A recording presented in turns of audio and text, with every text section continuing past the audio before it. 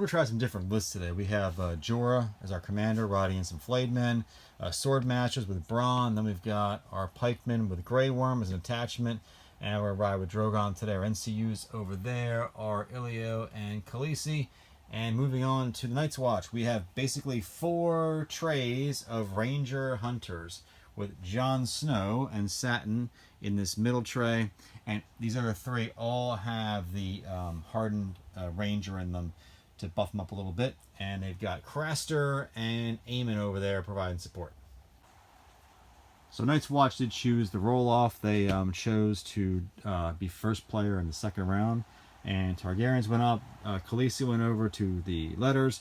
2 tactics cards. Weakened those guys over there. Craster answered back. He jumped on the horses and moved those guys up the 7-inch maneuver because he gets +1 movement when he jumps on the horses. And that's how that goes. And here we go. So back to Targaryens. They went ahead. Ilio went ahead and jumped on the bags to block Night's Watch from moving potentially that weakened token over there that Khaleesi threw on them earlier. And that's where that goes, and that's it. So back to Night's Watch. They went ahead and activated that unit of Ranger Hunters over there and did a march action, putting them on top of the objective token, ending their turn. So Grey Worm activates next to Targaryen. She's doing a march action, putting him right there. So Night's Watch up next. Jon SNow's unit of Ranger Hunters move up a 7-inch march, placing them right there, just at a long range of Grey Worm's pikemen. So Bronn's unit up next, a 10-inch movement, a 10-inch march for them, placing them right in line with Grey Worm. So round 1 is finally completed. The only notable thing here that happened was our dragon did do a maneuver and a march, kind of move that side of the field over there, and our Flayed Men with the Targaryen commander of Jorah went up a little bit, but he left quite a bit of room here. He didn't want to go too far because remember, Night's Watch has first go in round 2. They kind of all went up this way. Night's Watch wanted to kind of spread things out a little bit. Only 2 bunched up here. There's also an objective. Noteworthy here was that Aemon crown bombed Jorah and actually got him and scored 2 wounds on him on the failed panic check. And that's how round 1 ended.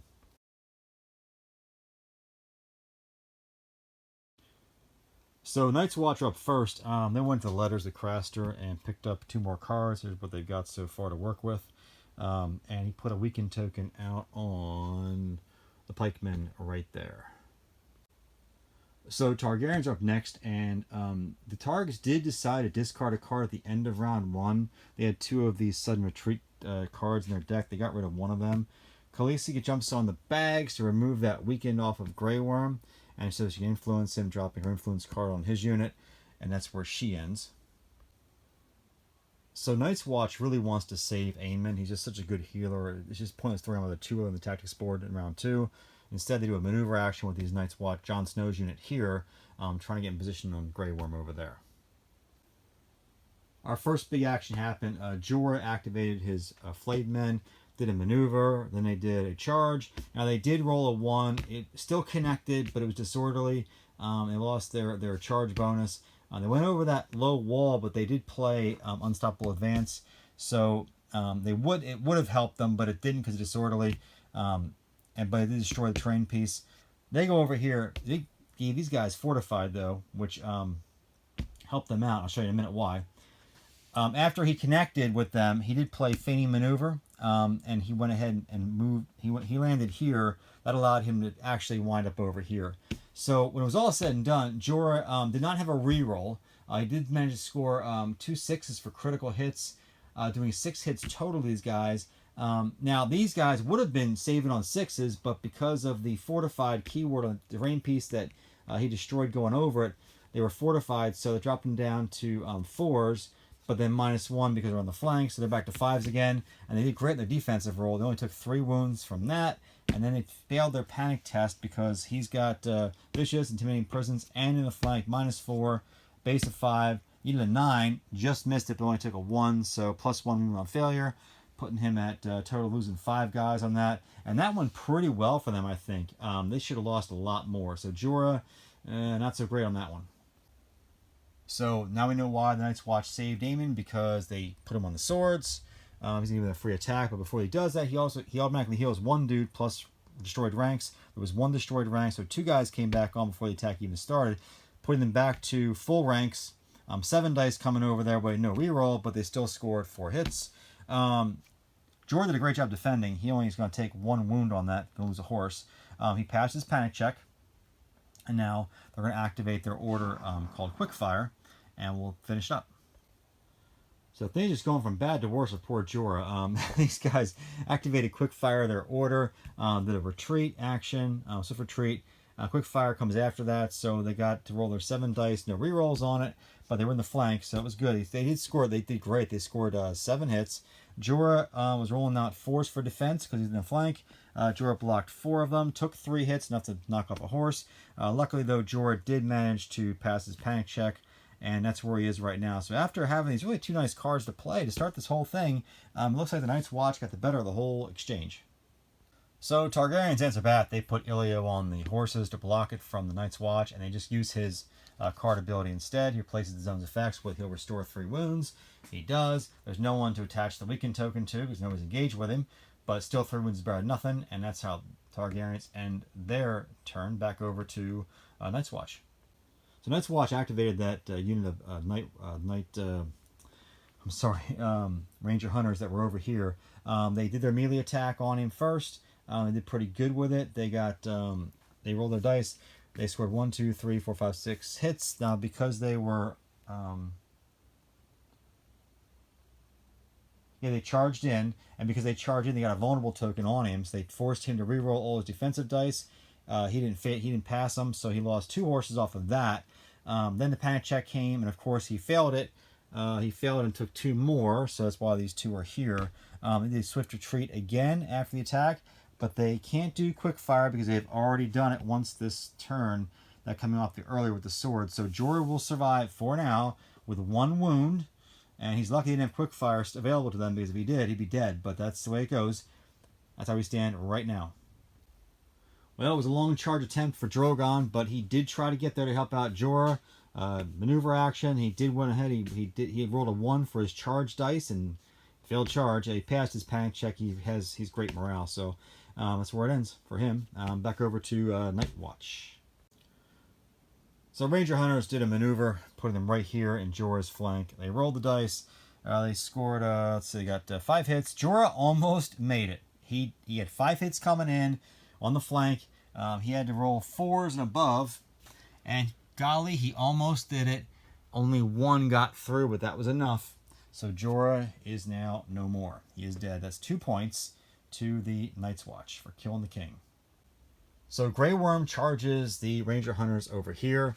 Now he did cross that bog, which means that he lost his charge bonus, but because he had Khaleesi influencing him, he gets to re-roll his attack dice anyways. That was negated.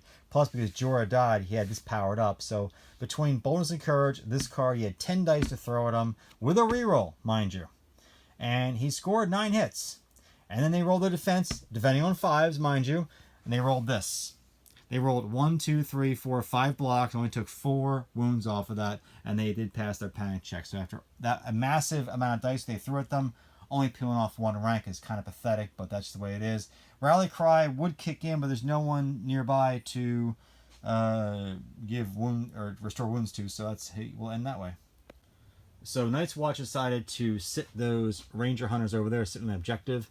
They're just going to sit there, and we move back over to our last group to activate this round Bronze unit. Let's see what they do. So Bronze did a march action, a little pivot at the end there to put him over here.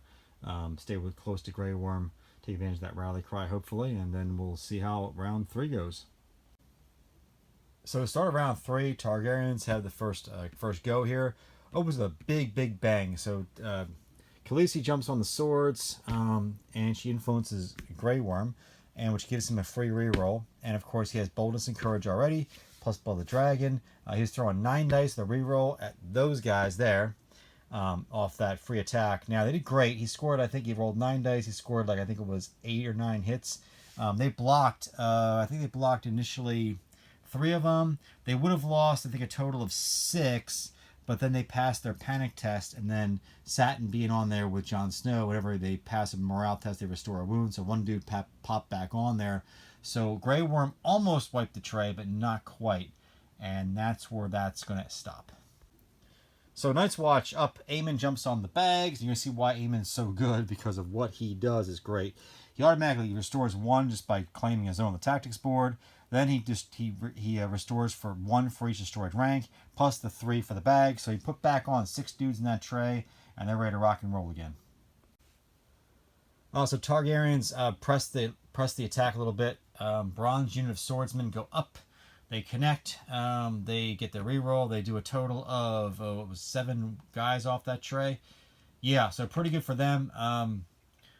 The Ranger Hunters did pass their panic checks, so they're okay there. And he did play the Fire and the Blood on that to give him Vicious as well, but it didn't really work out because they got an 11, so that didn't go quite as planned.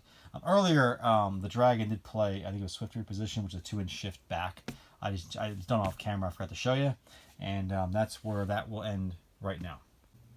So Night's Watch decided to activate the Ranger Hunters over here, and they play the Light That Brings the Dawn. So it gave them a reroll, and because they attach it to them, they roll their highest tech die value, and they did pretty well. They get all 7 hits. They did pretty good. They blocked. Oh boy, they blocked like 1, 2, 3, 4. Blocked 4 of them, took 3 wounds, passed their panic checks. Not bad. Now the choice is, do they want to activate their Swift Retreat and try to do a quick fire on these guys as well? Let me think about that. So they did decide to do their Swift Retreat and trigger their quick fire order, popping that over there. So set them over to here. Now, because they had this already attached to them, they don't get the top part, but they do get this bottom part, which is they can roll their highest attack die value. And at the time, these guys did have more ranks. So they just took off 4 with that attack. They rolled, no reroll, but they got 4 hits, shooting the flank. Put these guys at 5s. They only saved 1, took 4 more hits. So they did drop a weaken token on them earlier, but that doesn't do much for these guys anyways. Long story short, that whole chain of events there has netted them a total of putting 7 wounds back on these swordsmen. So that was pretty good work for them. Final note about that attack, though, with this whole exchange. Now, remember, these guys could not pivot off that retreat because this unit has the Hardened Ranger attached to it. Both these guys do. So that was why they didn't pivot. They probably should have played their Swift Retreat card off that, though. Maybe to take them out of range of this. Maybe. We'll see. I'm going to hold that card for a little longer, though. So Drogon activates next for Targaryens. He does his maneuver, and he charges, hits him on the flank. He did his, he rolled a 1 on the white dice, so it's 1 plus ranks, and they had 3 ranks at the time, so that was 4 wounds total. Then they failed their panic check, and he didn't even need to spend the this token. They rolled that the first time, so he's gonna leave it. So it was Vicious in the flank is a -3. They had an 8, and they got a 6. Lost 3 more dudes there, and Drogon almost wiped that tray. So Craster jumps on the letters, pick up for the watch, and they picked up another Take the Black card. Yeah, so that's what they're going to be doing. Back over to the Targaryens. And I forgot to mention that Craster did throw a weakened token down on the pikemen, since they haven't activated yet. Yeah, it's a good thing Craster put that weakened token down the pikemen, because they were the next ones to activate. And with that, threw a lot of dice. They were throwing 9 dice, but with that weakened token, they had to re-roll them all. And when they did, wow, look at this. Oh my gosh. 5 misses, 4 hits. They don't have precision or anything, which is a shame. So only 4 hits went through, and they blocked they blocked 1, so 3 wounds go through. They did fail their panic check, but they only lost 1 more guy for a total of 4. So after all of a said and done, that was pretty good for the Night's Watch. So Night's Watch up next. I did attach the For the Watch card to this group over here. Surveying turn, so that gives them once it's attached for the round, they can re-roll their charge distance dice, and now it's attached, they can use the horses for a free charge action. So I think we're about to do some serious stuff to Grey Room over there with these guys. They've already up 3 points to nothing, so I think they can come off of that now and try to wreck him up a little bit. These Ranger Hunters that were on that token did decide to do a maneuver action and took a quick fire into the flank of the Unsullied there. They did score 3 hits. Can't use Shield Wall on that because that's only good for melee, defending on melees. So they both took their panic tests and both passed it, so no further damage done there. They end, and now we go back over to Targaryen. So Targaryens, they answer back. Ilio jumps on the crowns. He'll change that effect with what's on his card. He'll restore the 3 wounds to Grey Worm's unit and put a weakened token on those guys. So with units running out of units to activate here, Jon Snow finally does go. He has this weakened on him, but the Unsullied chose not to even bother pulling it. They're going to leave it there. So he played this card instead, Light That Brings the Dawn. It gave him a reroll and his highest attack die value because they have more ranks than he does. Unfortunately, he didn't roll that great. Even with the reroll, he only scored 4 hits. They popped order for Shield Wall, blocking 3 of them. They missed on the 1 dice they had to roll. There he is over there. And of course, the Grey Worm's unit passed their panic check. And so after all was said and done, it was it. So now he's got to decide if he wants to retreat. He's got a palisade here, so he can't go back this way. He can't really go that way. His guys are in the way. I guess he's going to have to go this way, but he might not even be able to get off him. There's no room over here to actually... Yeah, he's stuck there. Yeah. I almost forgot about Jon Snow's boldness and courage. He got to roll an extra die for that. So he got a hit, but they blocked it. So we're all good now. So last up is these 2 guys, these hanger-oners over here. 2 guys up in that tray. All they can do is throw a melee attack with just 4 dice. They get 3 hits, not bad with no reroll. He blocks all 3, so no panic check necessary. They will probably swift retreat off this and move them back a little bit, I think. So they did pop their order. They went ahead and did the swift retreat and the quick fire, so back to there. Only had 4 dice to roll, no rerolls, but he still scored 3 hits on this. He rolled. He will pick up 2 wounds. 2 got through, and he passes his panic check. So we are good. They're done.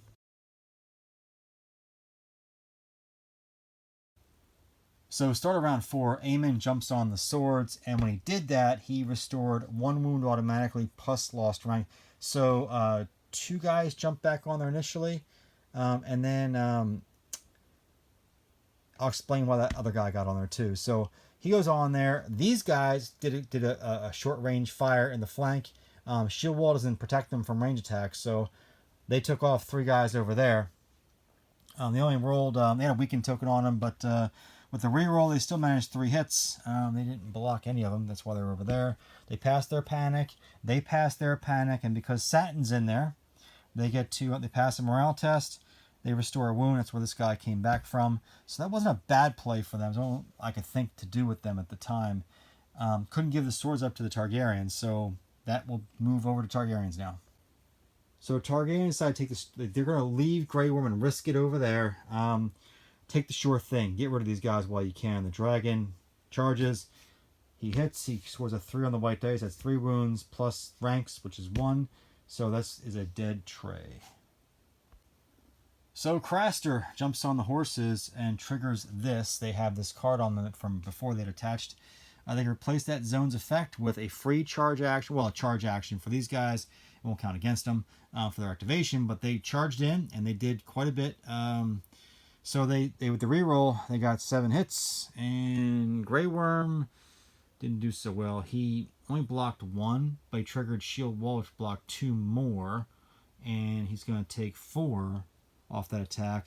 And now they're probably going to do their swift retreat and try quick fire him in the rear. And I think the Targs made a massive mistake by... Yeah, we'll see. So Grey Worm's in trouble, but he did have sudden retreat to play, and he did play it now after their immediate attack when they charged. And he got him out to here, which is pretty good. And now they can't do quick fire because they're no longer engaged with him. So he retreated. I'm not sure the timing on this, but I believe Grey Worm will retreat first. I'm pretty sure because it says after the melee attack was completed. The melee attack was completed after he did the panic check, and he does it. And then on their card it says they can do swift strike. After this attack is completed, this may perform 1 retreat action. This is tricky. I don't know when this happens. I think he can't retreat yet, but I'm gonna let it go for now. I'll look it up later. So according to the rule book in this situation here, So the person whose turn it is resolves their things before the other person. So in this case, they both had something that would trigger after the attack was finished. That means they get to do theirs first. So they would do their swift retreat first, and then he would do his. So he's still be able to retreat, and they'll still do their, but this will put them out of range of quick fire, is what will happen. So once that kind of happened, they decided not to do theirs. Once he threw his card down, that didn't do anything good. They wound up retreating, this way or that way, putting him further out. So yeah, I think we're okay now. According to the rule book, we're good. But they did have to go first, but they chose not to, because by the time when they retreated this way and then he retreats this way, they will be out of range of quick fire, therefore making it useless. So that's where we're standing. So Targaryens elected to throw Khaleesi on the bags. We got rid of that weakened token on Grey Worm's unit here and put 3 dudes back on, and it's going to influence him. And hopefully they'll be okay. We'll see. Well, Mr. Grey Worm is the luckiest man alive, because this group over here decided to do a maneuver action, putting them here with a shift. They fired into Grey Worm's rear, and they didn't have a reroll available to them. They didn't have full ranks. They only had 5 dice to work with, and they didn't roll so good. They only scored 2 hits on him, and Grey Worm actually blocked 1 of them. So he's going to take 1 wound, this guy here, and he passes panic check. So Grey Worm really dodged a bullet there. This card didn't help them this time, because they would have needed to...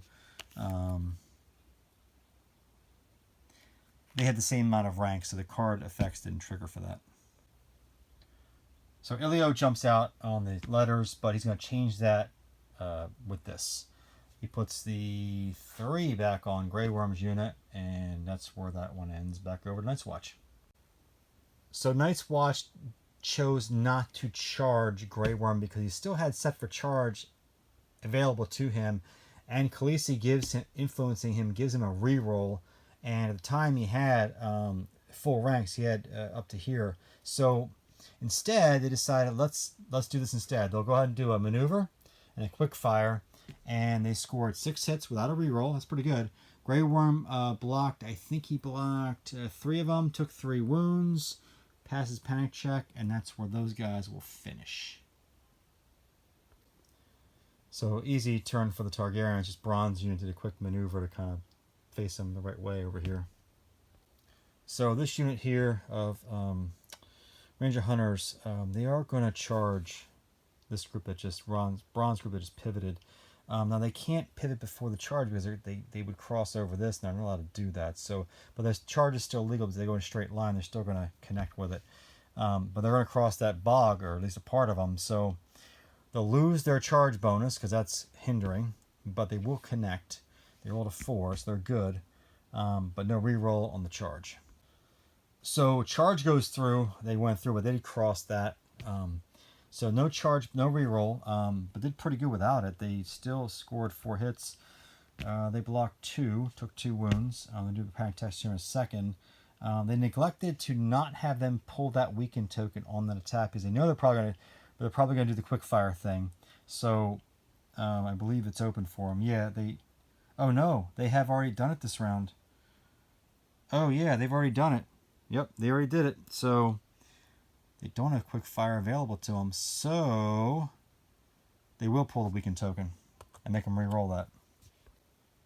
So pulling the weakened token, they still scored 2 hits, and they did not block them, so they still took 2 wounds. They'll roll for their panic check here in a second. Quick fire is not available to them because they have already used it. So they could swift retreat off of this and get better position, which they'll probably do, I think. But no quick fire coming. So, last man standing for the round is Grey Worm. You still haven't activated yet.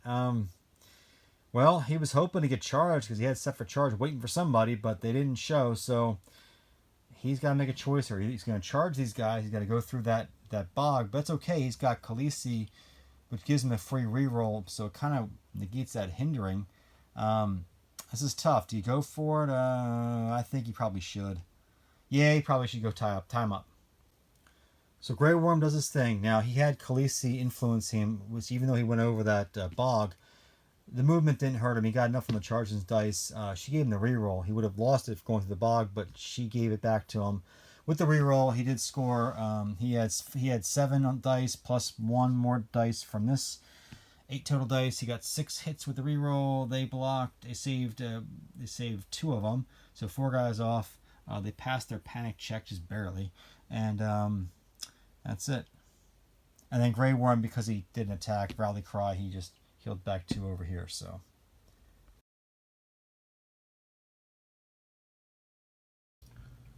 we start around 5. Daenerys jumps on the swords, and she influences Grey Worm's pikes. They drop down Opportunist card off of Jorah Mormont, giving them Vicious. She lets them re-roll, and they rolled their re-roll. They had 8 dice because of Boldness and Courage. I'm sorry, they had the 7 dice, and then they had the extra dice from the Blood of the Dragon. Sorry. 6 hits. They blocked only 2, taking 4, and they passed their panic check. Even though they picked Vicious for the card, they still passed, and that's how that one finished. Aemon jumping on the bags, putting a whole 6 guys back on that tray there. They were only at 1 rank with 4, but Aemon has some special stuff that gave him 3 plus 3 from the bags, and that's over to Targaryens now. So bronze unit of swordsmen, they activate. They played swift reposition to give them a 2-inch shift to make sure they were in line of sight. Charge successfully. Did a lot, man. They got 1, 2, 3, 4, 5, 6, 7 total hits. 1 with precision. So they defended on with 6 dice. I only saved 1, so they lost originally 6 guys, but because they passed their panic check, Satin gave them a dude to pop on, so they wound up only having 3 on there. So over to the Night's Watch. These Ranger Hunters here were up further. They had a choice. They could have charged over there with about an 8-inch charge on Grey Worm's unit, or they could have done a maneuver coming back into quick fire on the dragon. They chose the quick fire on the dragon. They only had to roll 5 dice. Got 3 hits. Dragon blocked 1, took 2 more wounds, passed his panic check. They figured he would just do shield wall anyways and wound up blocking at least 2 of those hits. So they felt it was a little better to get over here. But they're probably dead when the dragon activates. Targaryens activate Drogon. He does a maneuver. He wasn't quite in the flank, but he didn't really need it. He just charged anyways. He successfully charged. He got a 3 on the white dice. It's 3 plus the wound, which is 2 ranks. So it's going to be 5 wounds total. This tray is now dead, and this is going to be a point for the Targaryens. Night's Watch answers back. They thought about maybe attacking over there, but they decided, you know what? Over here is a better play. Playing down Sword in the Darkness, which made they haven't activated yet, so they got free vulnerable and a panic on them, and so they had this also gave them, once they attached it, plus 1 attack dice. So they had the 7 plus the 1. That's where the 8 dice came from. So 6 hits overall.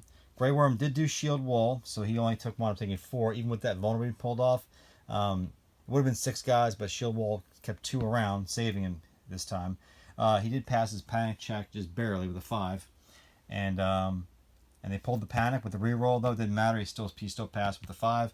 So now it's time for the swift retreat. Well, the swift retreat and the quick fire did it in for poor Grey Worm. That's a flank shot on him, defending at 5s. They had 8 dice thanks to the Sword in the Darkness card's been attached to them, and full ranks and all. So they got 1, 2, 3, 4, 5 hits. Grey Worm blocked 2 of them, takes 3 wounds. He is dead. So Ilio took away the horses from the Night's Watch, and he used his card effect instead of the tactics board, healing 3 on a bronze unit and putting a weaken down on Jon SNow's unit. So Krauser jumps on the letters. He gets 2 cards. One of them was Stinging Headed Brothers for Jon SNow, which is a great card. Unfortunately, he's not in range of another unit in long range to make use of it. So, yeah. So, anyways, cards come over, and they decide to vulnerable the bronze unit. So Targaryens have no activations, so Jon SNow does activate. He'd had this attached to him from before, which allows him to roll his highest attack die value when he's outnumbered, which he was. These guys were full ranks when this attack started. So Johnson threw his 7 dice, did really well, even without a reroll, scored 6 hits. They had blocked more than this, but they had a vulnerable. They pulled it and re-rolled it, and they went up with 4 wounds total. And now panic check time for these guys. So Jon SNow does swift retreat off of that. He rolled pretty good in that retreat dice and got himself out here with a shift, putting him out here, which means out of line of sight of these guys. Quick fire into the flank. Not much to say there. He did great. He got 6 hits without a reroll, and then he got they did not block. They only blocked 2, so they took 4. So 4 off the first wave, and then 4 off the quick fire. So they're down to just 1 rank for Bronn. So we're heading into round 6, and Night's Watch will have first go here. They're just going to put either Craster or Aemon on the horses, maneuver these guys, and their second action later in the round will be to jump on that. These guys over here can do it with a march action. They're out of position completely. They have to do it. They don't have any way to get a free maneuver, so they can't get over here to this one. Drogon could potentially get over there, and at the very best he could do is contest it, and he can't wipe the tray. They have too many guys on it, or they will by the time he activates. And that's it. I mean, there's nothing that the Targaryens can do. They're definitely going to lose one because the Night's Watch already has 4 to their 2. That's it. So thanks for watching, guys. I appreciate it, and we'll see you next time.